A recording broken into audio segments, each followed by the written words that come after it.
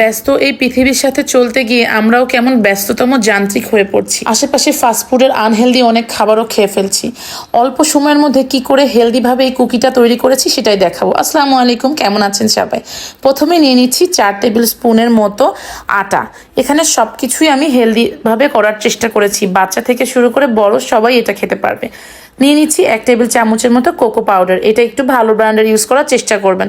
আর চামচের পেছন করে আমি অল্প একটু বেকিং পাউডার ইউজ করছি। এই সব কিছুকে একটু ভালো মতো এক সাইডে রেখে দিচ্ছি, মেখে নেব।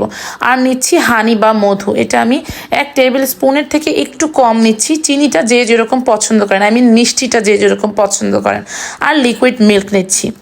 এবারে এই হানির সাথে লিকুইড মিল্কটাকে একটু ভালো মতো মেখে নিচ্ছি বা মিক্সড করে নিচ্ছি। এর মধ্যে আমার ফেসবুক চ্যানেলটা কিন্তু অবশ্যই একটা লাইক বা ফলো দিয়ে রাখবেন যদি আমার চ্যানেলে আপনি নতুন হন।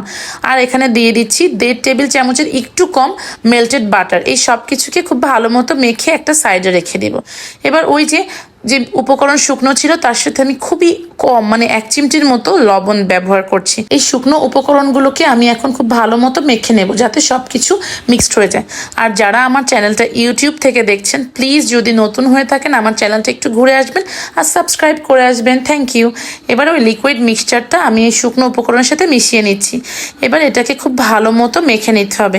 যেহেতু কুকি ডো তাই জন্য একটু আঠালো টাইপের হবে, একেবারে রুটির যে ডো হয় সেরকম শক্ত ডো হবে না, একটু হাতে লেগে লেগে আসবে এরকম হবে।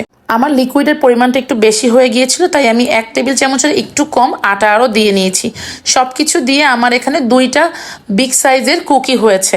এই যে দেখুন, এটা কিন্তু একদম সুন্দর রুটির মতো গোল মোলায়েম একটা লেচি হবে না, একটু উস্কো খুস্কো হবে, যেরকম বাকরখানির ডোটা হয়ে থাকে আর কি। যাক, এই যে হয়ে গেল। ওপর থেকে একটু চকোচিপ দিয়েছি। আর হ্যাঁ, আমি কিন্তু মিক্সচারের মধ্যে একটু ডার্ক চকলেটও দিয়েছি। এটা পুরোটাই অপশনাল, না দিলে কোনো সমস্যা নেই।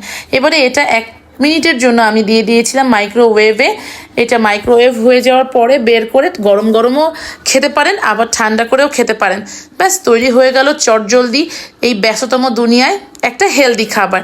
বাচ্চা থেকে বড় সবাই খেতে পারবেন, বিশেষ করে বাচ্চাদের টিফিনে তো এটা খুবই ইজি একটা খাবার, ইনস্ট্যান্ট হয়ে যায়, 1 মিনিটের মধ্যেই করে দিতে পারেন। আল্লাহ হাফেজ, ভালো থাকবেন সবাই, টাটা।